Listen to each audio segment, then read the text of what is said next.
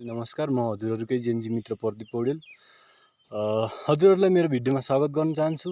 म हाम्रो आसपासमा रहेका सम्भावनाहरू र त्यो सम्भावनाहरूमा भएको अवसरको खाँचोका विषयमा चाहिँ नि केही कुराहरू गरिराखेको छु। र आज पनि यस्तै एउटा विषयका साथमा म उपस्थित भएको छु र आज म कुरा गर्न गइराखेको छु मेडिकल टुरिज्मको विषयमा। हाम्रो चाहिँ नि जङ्गलमा भनौँ हैन, हाम्रो गाउँठाउँमा चाहिँ नि झारपातहरू प्राय जसो चाहिँ नि औषधीय गुणले भरिपूर्ण छन् र ती औषधीय गुण भएका जडीबुटीहरू, झारपातहरू, त्यसको परम्परागत प्रयोग विधि हामीबाट चाहिँ नि टाढा हुँदै जाँदैछ, हराउँदै जाँदैछ, दुर्लभ हुँदै जाँदैछ र नयाँ आधुनिक रूपमा चाहिँ नि यसको औषधिको खोज गर्ने विषयतर्फ चाहिँ नि हाम्रो त्यसरी बृहत रूपमा काम भएकै छैन। यदि राम्ररी चाहिँ नि यसको उपयुक्त प्रयोग विधिहरू खोज्ने हो भने हैन, हामीहरूले अनि ती जडीबुटीहरूको खेती विस्तारमा काम गर्ने हो भने हाम्रो गाउँठाउँमा मेडिकल टुरिज्मको लागि पनि एकदमै उपयुक्त वातावरण छ।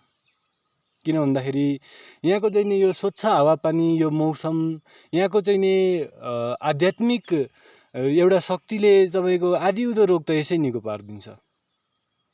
अनि चाहिँ नि उपयुक्त प्रयोग विधि हुनु र विभिन्न चाहिँ नि खोजहरू गर्ने हो हामीहरूले भने मेडिकल टुरिज्मको लागि पनि उपयुक्त वातावरण हामीहरूले तयार गर्न सकिन्छ।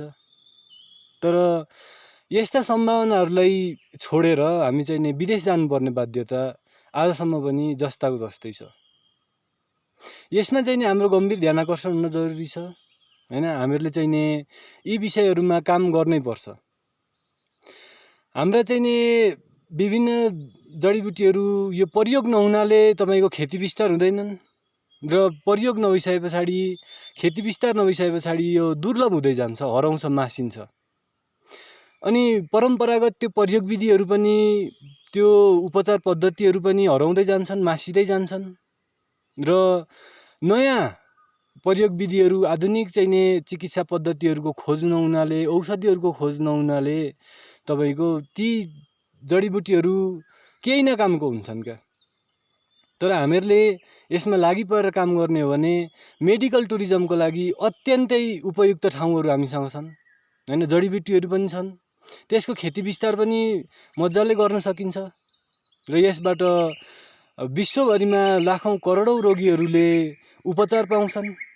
दशौँ हजार युवा जनशक्तिले रोजगार देशमै पाउँछ हैन। र हाम्रो भविष्यमा सन्ततिहरूले चाहिँ नि एउटा समृद्धि हासिल गर्न सक्छन् र सबैको एउटा चाहिँ नि सुनिश्चित भविष्यको लागि यस्ता कुराहरू पनि आवश्यक छन्। यी कुराहरू हुन जरुरी छ। तपाईहरुलाई के लाग्छ? आफ्नो विचारहरू भन्नुहोस् हैन। मेरो भिडियोलाई मन पर्यो भने लाइक गरिदिनुस्, शेयर गरिदिनुस् र मेरो च्यानललाई सब्स्क्राइब गरेर मलाई सपोर्ट गर्न सक्नुहुन्छ।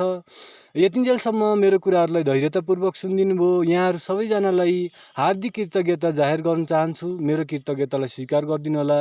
धन्यवाद, नमस्कार, सबैजनाको जय होस्।